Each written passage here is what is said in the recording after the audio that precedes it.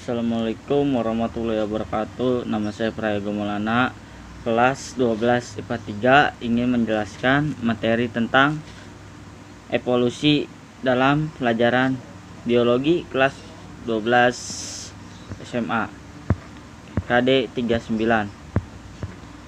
Langsung saja kita ke pembahasan, yaitu adalah asal usul kehidupan. Yang pertama, teori abiogenesis. Teori abiogenesis atau generasi spontana adalah teori menyatakan bahwa makhluk hidup terjadi begitu saja secara spontan, atau makhluk hidup berasal dari benda tidak hidup. Teori ini dikemukakan Aristoteles didukung Antonio van Leeuwenhoek dengan pendapatnya bahwa mikroorganisme benda hidup berasal dari air benda mati. Dan Nedam berpendapat bahwa mikroorganisme benda hidup terjadi dari air, kaldu, atau dalam kurung benda mati. Dan yang kedua yaitu teori biogenesis, yaitu makhluk hidup berasal dari makhluk hidup sebelumnya. Teori ini merupakan kesimpulan dari percobaan Francisco Redi dengan percobaan tentang munculnya alat yang dapat muncul dalam daging yang disimpan dalam toples terbuka tetapi tidak muncul dalam toples tertutup. Dan yang kedua menurut Lazarus Palajani dengan percobaan mendidihkan kaldu dalam labu kemudian ditutup rapat-rapat, kaldu tetap bening dan steril. Dan yang ketiga yaitu teori evolusi kimia. Menurut teori evolusi kimia, asal mula kehidupan berasal dari reaksi antara CH2, CH4, NH3, H2, dan H2O di atmosfer dengan sinar kosmis dan halilintar yang menghasilkan senyawa organik seperti asam amino. Ilmuwan yang mengemukakan teori evolusi ini adalah Harold Urey, menyatakan bahwa asal-usul kehidupan diawali dengan adanya senyawa anorganik di atmosfer yang berupa gas-gas seperti metana, CH4, hidrogen, H2, uap air H2O, dan amino NH3 yang bereaksi dengan bantuan energi dan sinar kosmis dan kilatan listrik halilintar sehingga terbentuk asam amino yang merupakan bahan dasar pembangun kehidupan. Percobaan Stanley Miller berhasil membuktikan teori Urey dengan percobaannya di laboratorium menggunakan alat yang diberi nama pesawat atmosfera. Teori yang telah diterangkan di atas belum dapat menjawab dari mana dan bagaimana kehidupan pertama kali ada di bumi. Berikut ini beberapa teori tentang perkembangan sel. Dari prokariotik ke eukariotik. Sel eukariotik terjadi karena simbiosis erat antara dua organisme. Salah satu menjadi inang dan yang lainnya masuk ke tubuh inang, endosimbiosis. Dan yang kedua, dari laut ke darat. Sel-sel diduga pertama kali berasal dari laut dan berkembang menjadi organisme yang hidup di dalam air. 2. Petunjuk evolusi dan mekanisme evolusi. Evolusi adalah perubahan genotip pada satu populasi yang berlangsung secara perlahan-lahan dan dalam waktu yang sangat lama. Beberapa teori dasar lainnya evolusi yaitu teori kreasionisme, yaitu pencipta makhluk hidup terjadi dalam sekali saja secara lengkap. Tidak ada evolusi atau perubahan lagi terhadap makhluk hidup. Dan yang kedua, evolusi atau perubahan lagi terhadap makhluk hidup. Yang ketiga, tokoh yang mendukung teori ini adalah Aristoteles. Dan yang keempat, tidak valid karena terdapat beberapa makhluk hidup pada zaman yang berbeda. Dan yang kedua, teori katastrofilisme. Terjadi bencana alam yang tiba-tiba menyebabkan tumbuhan dan hewan masuk bentuk kehidupan baru dari daerah lain. Yang ketiga, masuk akibat terjadi spesies yang tiba-tiba. Dan teori yang ketiga, teori gradualisme. Evolusi, perubahan geologis yang pelan-pelan tapi pasti. Tokoh James Hutton. Dan yang keempat yaitu teori uniformitarianisme. Evolusi merupakan proses biologis pola seragam kecepatan dan pengaruh perubahan selalu seimbang dalam kurun waktu. Yang kelima itu menurut teori evolusi Jean Lamarck, pokok-pokok pikiran evolusi Lamarck, makhluk hidup sederhana adalah nenek moyang dari makhluk hidup yang sempurna. Dan yang kedua, makhluk hidup akan senantiasa beradaptasi menyesuaikan dengan lingkungannya. Dan yang keenam yaitu teori evolusi menurut Charles Darwin, yaitu Charles Darwin 1809 sampai 1882 yang dikenal sebagai bapak teori evolusi, lahir di daerah Inggris bagian barat. Teori evolusi Darwin tidak muncul begitu saja, namun berdasarkan hasil perjalanan dengan kapal Beagle ke kepulauan Galapagos dan studi terhadap berbagai disiplin ilmu. Langsung saja, yaitu di sini kita akan menyampaikan pokok-pokok teori Darwin. Pengalaman Darwin di Kepulauan Galapagos memunculkan ide tentang evolusi yang pokok pikirannya adalah spesies yang hidup sekarang berasal dari spesies yang hidup di masa silam. Dan yang kedua, evolusi terjadi melalui seleksi alam. Yang kedua, pokok pikiran atau teori utama Darwin merupakan hasil pengalaman dari pengamatan ke-1. Setiap spesies mempunyai potensial fertilasi yang besar, sehingga ukurannya populasi akan meningkat secara potensial bila setiap individu yang dilahirkan berhasil melakukan percobaan. Dan pengamatan yang kedua yaitu ukuran populasi cenderung menjadi stabil kecuali fluktuasi musiman. Dan yang ketiga, pengamatannya sumber daya alam terbatas dan lain-lain. Setelah Darwin menyelesaikan perjalanannya dan kembali ke Inggris, dia mempelajari geologi, terutama tentang fosil.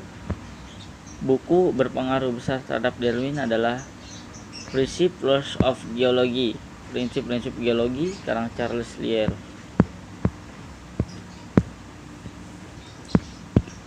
Dan kita langsung itu bab selanjutnya, yaitu petunjuk evolusi. Beberapa bukti yang dianggap memberikan petunjuk adanya evolusi. Yang pertama, variasi makhluk hidup. Variasi adalah perbedaan yang ditemukan pada individu-individu dalam satu spesies. Jika varian tersebut hidup pada lingkungan yang berbeda, maka akan menghasilkan keturunan yang berbeda pula. Jadi adanya variasi merupakan petunjuk adanya evolusi yang menuju ke arah terbentuknya spesies baru, seperti ayam jago dikawinkan dengan ayam kampung. Jadi kan nggak tahu.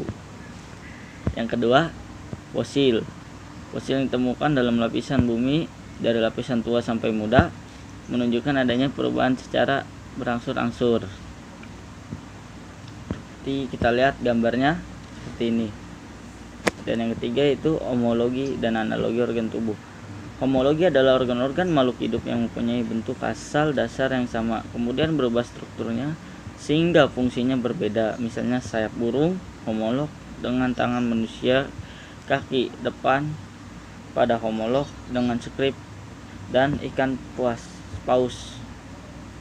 Analogi adalah organ-organ tubuh yang mempunyai fungsi sama tetapi bentuk asalnya berbeda. Contoh sayap serangga dengan sayap burung memiliki fungsi yang berbeda. Dan yang keempat, embriologi perbandingan. Beberapa kelas vertebrata seperti ikan, reptil, burung, mamalia, walaupun tubuh individu dewasanya berbeda jenis satu sama lainnya, namun fase dari perkembangan embrionya sangat mirip. Makin mirip, makin dekat keluarganya. Ontogeni adalah perkembangan individu dari satu sel menjadi individu dewasa. Dan filogeni adalah sejarah perkembangan makhluk hidup dari makhluk yang hidup sebelumnya. Para ahli berpendapat bahwa ontogeni, perkembangan individu, adalah ulangan dari evolusi filogeni atau perkembangan hubungan kekerabatan organisme. Itu yang kelima, petunjuk secara biokimia. Jika dekatnya hubungan kekerabatan antara organisme satu dengan yang lainnya dapat ditunjukkan dengan uji secara biokimia yang disebut uji precipitin.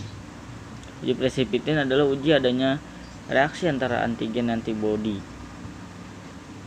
Dan yang keempat yaitu dan yang keenam, Setelah perbandingan fisiologi, organisme mempunyai ciri fisiologi yang sama seperti reproduksi, ekresi, dan sebagainya. Meskipun ciri morfologi dan jumlah sel yang membentuk organisme berbeda-beda, terdapat kemiripan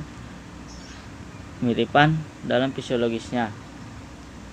Dan yang ketujuh, petunjuk alat tubuh yang tersisa.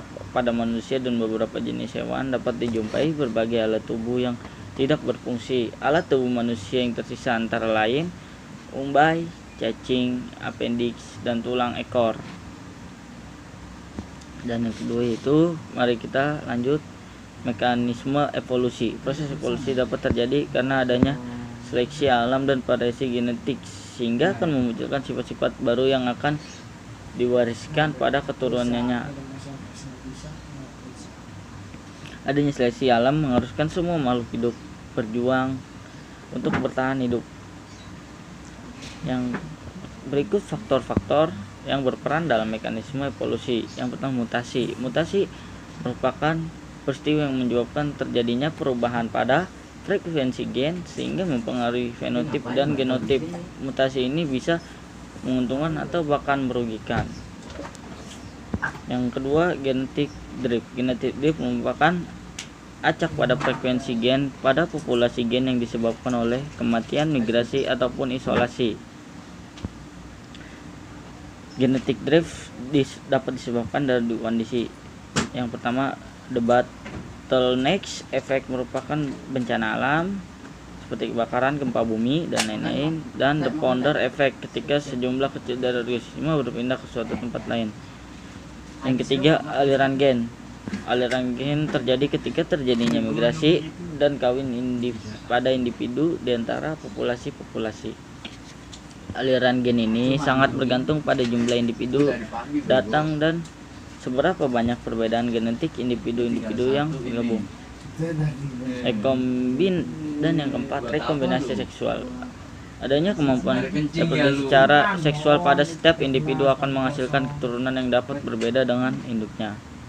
Dan yang kelima, suatu adaptasi pada individu akan selalu diikuti oleh proses seleksi alam. Yang ketiga, hukum Hardy-Weinberg. Pada proses evolusi terjadi frekuensi gen. Bila perbandingan antara genotip dalam satu populasi tidak berubah dari satu generasi ke generasi, maka frekuensi gen dalam populasi tersebut ada dalam keadaan seimbang, artinya tidak terjadi evolusi. Frekuensi gen berada dalam keseimbangan apabila tidak terjadi migrasi. Apabila frekuensi gen yang satu dinyatakan dengan simbol P dan alelnya dengan simbol Q, maka dalam kurung P tambah Q sama dengan 1. Bila frekuensi gen A dan P, frekuensi gen A sama dengan Q, maka frekuensi gen A, frekuensi genotipnya A besar dan A kecil dibagi A kecil sama dengan P2 dibagi P2 PQ dibagi Q2. Segitu saja yang mungkin saya jelaskan. Bila ada kurangnya mohon maaf. Wabillahi taufiq wal hidayah. Assalamualaikum warahmatullahi wabarakatuh.